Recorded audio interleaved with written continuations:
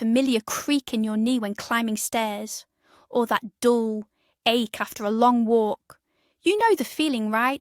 It often feels like it's just an inevitable part of getting older. But what if I told you old age isn't the whole story? Today, we're going to break down the 7 main reasons your knees might start hurting as you age. And I promise, by the end of this, you'll see that not all knee pain is the same, and that some of those age-related issues can actually be addressed. Let's take a moment to picture your knee. It's not just bone rubbing against bone. It's a complex mechanism, a true masterpiece of natural engineering. It bends, extends, rotates slightly, and every single day it carries the weight of your entire body. Inside, you'll find nature's shock absorbers, the cartilage and menisci, and holding everything securely in place are strong, rope-like structures called ligaments, and it's precisely in this intricate design that its vulnerability lies. Over the years, each of these vital components is put to the test, and how your knee responds to these challenges is often what determines the root cause of the pain. So the number one reason, and perhaps the classic case, is osteoarthritis. Simply put, it's the wear and tear on our knee joint. Imagine a perfectly smooth and slippery surface like a Teflon pan or a brand new ball bearing. That's exactly what our articular cartilage is like in our youth. It covers the ends of our bones, allowing them to glide against each other with virtually no friction. It acts as our natural shock absorber. But with time, years pass. Every step, every stair climbed, every pound of our body weight exerts a microscopic load. Over decades, this smooth cartilage slowly but surely wears away. Its surface becomes rough, it thins out, and develops tiny cracks. And so, instead of smooth gliding, the bones gradually start to rub against each other. Initially, this causes mild discomfort. Then comes that familiar morning creaking, followed by a dull, deep ache, especially after activity. This isn't a condition that appears overnight. It's the result of our knees' long and loyal service. And while this is the most common cause, it's far from the only reason for knee pain, as we'll soon discover. However, mechanical wear isn't always the only culprit. Sometimes the problem comes from a completely different direction. This brings us to our second cause, an internal rebellion, or, scientifically speaking, inflammation. Imagine your body has its own internal security system, your immune system. Its job is to protect you from invaders like viruses and bacteria. But sometimes this system malfunctions, and it mistakenly starts attacking its own healthy cells. This is precisely how, for example, rheumatoid arthritis works. The immune system suddenly decides that the lining of your joint is an enemy and starts to fight it.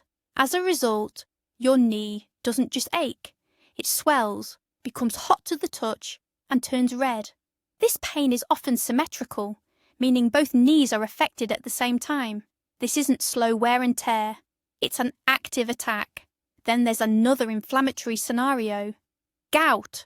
Here, the culprits are tiny, but incredibly sharp salt crystals. They accumulate in the joint and behave like microscopic needles or broken glass.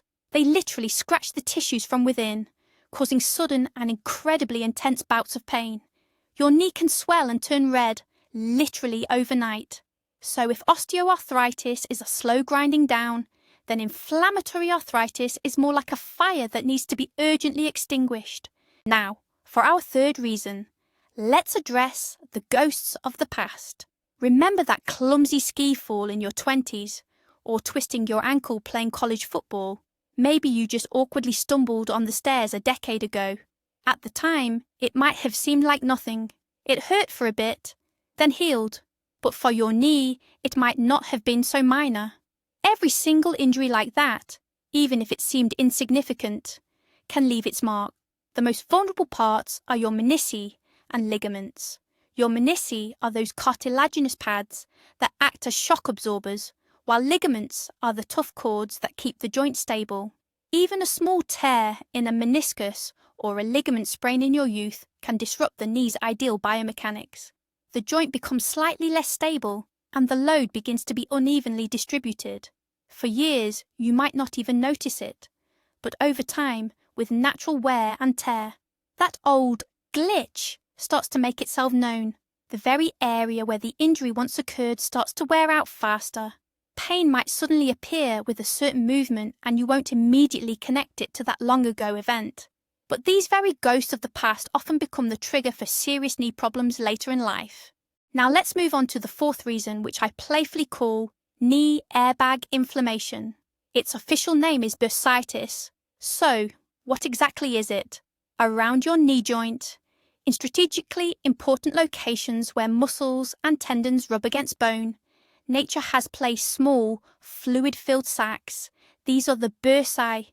You can think of them as miniature gel cushions that ensure smooth movement and protect tissues from wear and tear. But what happens, for instance, when you spend extended periods kneeling in the garden, or if you take a direct blow to the knee? These very cushions can become overwhelmed. They get irritated, inflamed, and the fluid inside them builds up considerably. As a result, the affected area of the knee swells, becoming tender and painful to the slightest touch. Unlike the deep, aching pain of arthritis, bursitis pain is often sharp and highly localized. You can literally point to the exact spot where it hurts. It's a condition where even the slightest pressure on your knee can feel like torture. Fortunately, since it's an inflammation, it typically responds very well to treatment.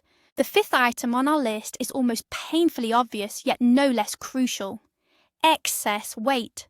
Physics is unforgiving, and gravity plays no favourites.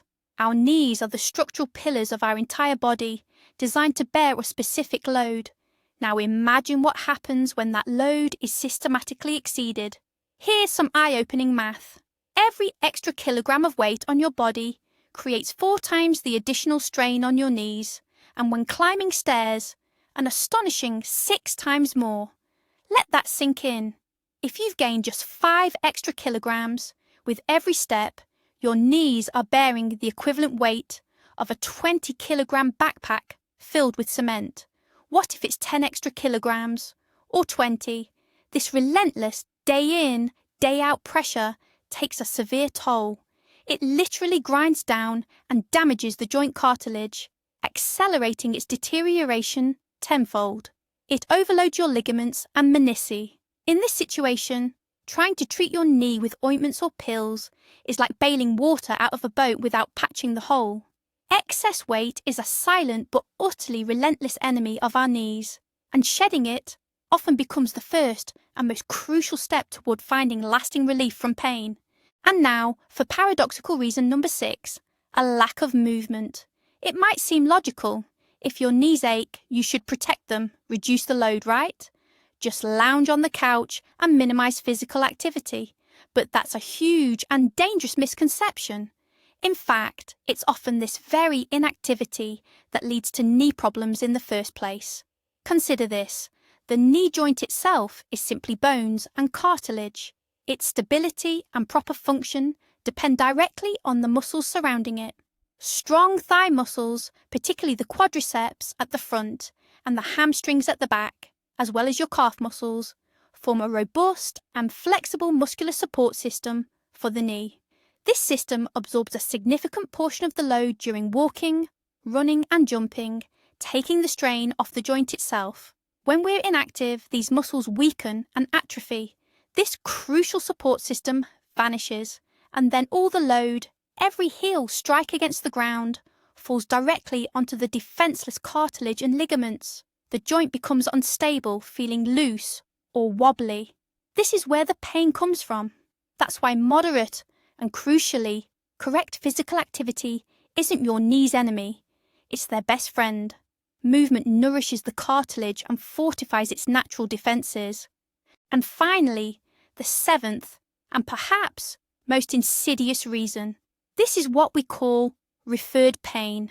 Sometimes your knee might be screaming for help, but the true culprit is located elsewhere entirely. It's a situation where you need to treat the origin of the pain, not just the painful spot. The most common example involves issues with your lower back. Imagine a long nerve pathway, like an electrical cable, extending from your spine down your leg. If this nerve gets pinched in your spinal column, For instance, due to a herniated disc, a short circuit can occur anywhere along its length, and quite frequently, that pain signal specifically hits the knee area. You might spend years applying creams and compresses to your knee, but it will be fruitless because the root of the problem is in your back. Or let's look further down. Issues with your feet, like flat arches, can also be the culprits. Your foot is the foundation of your body.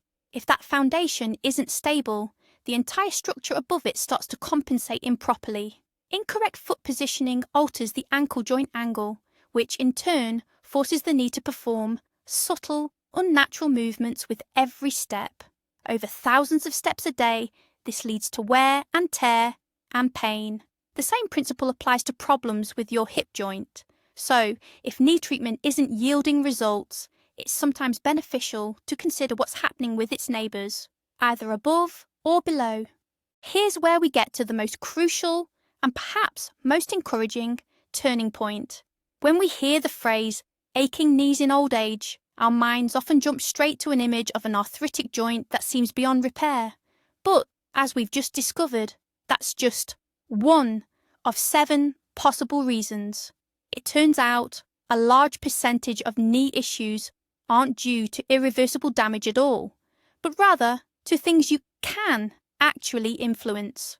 Inflammation, that can and should be treated. Excess weight, that can be shed. Weakened muscles, they can be strengthened with targeted exercises. Even an old injury often responds well to treatment. This changes everything. Knee pain isn't a sign of old age death sentence. It's a signal from your body. A signal asking you to understand the cause and provide help. Knee pain is a symptom, not a diagnosis. And the key to healthy movement at any age is understanding exactly where that signal is coming from. Thank you for watching this video all the way through. If you found this information new and helpful, please give us a like and subscribe to the channel so you don't miss our other important discussions. Now, a question for you.